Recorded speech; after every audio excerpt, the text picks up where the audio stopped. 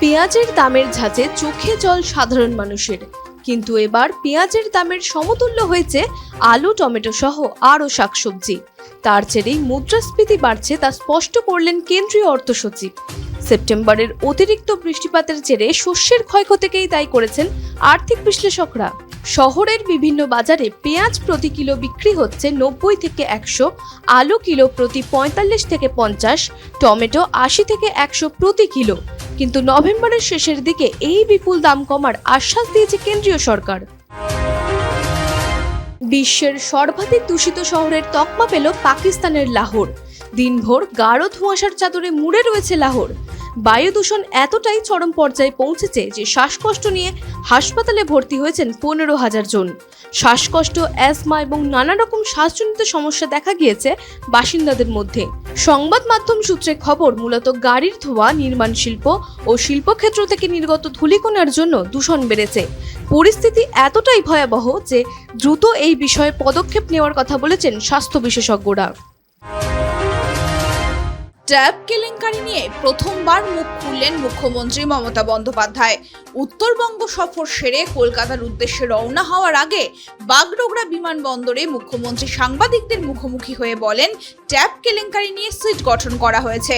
প্রশাসনের কাজ প্রশাসনকে করতে দিন। ট্যাব কাণ্ডে তার প্রশাসন রাফ অ্যান্ড টাফ। প্রশাসনিক সূত্রে খবর, বিষয়টি নিয়ে ক্ষুব্ধ খোদ মুখ্যমন্ত্রী। সিট গঠন করেছে, এটা অ্যাডমিনিস্ট্রেশনের কাজ, অ্যাডমিনিস্ট্রেশনকে করতে দিন। এটা মিডিয়া ট্রায়ালের ব্যাপার নয়।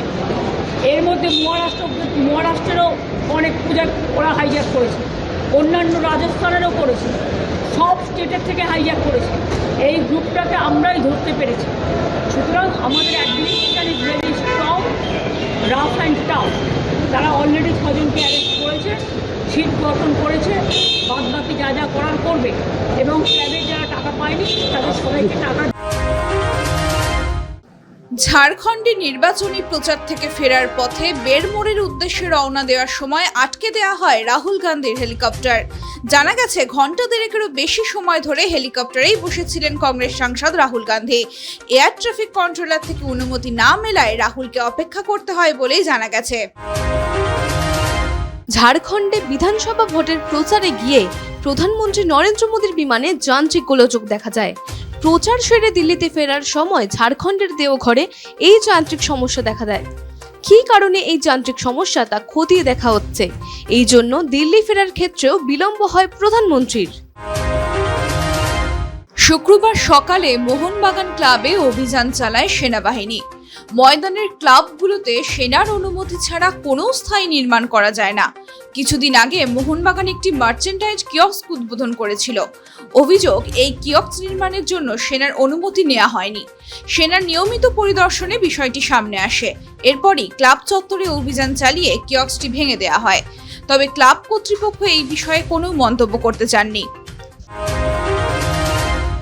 রঞ্জি ট্রফির ইতিহাসে তৃতীয় বোলার হিসেবে এক ইনিংসে 10 উইকেট নেওয়ার নজির গড়লেন হরিয়ানার পেস বোলার অংশুল কম্বোজ।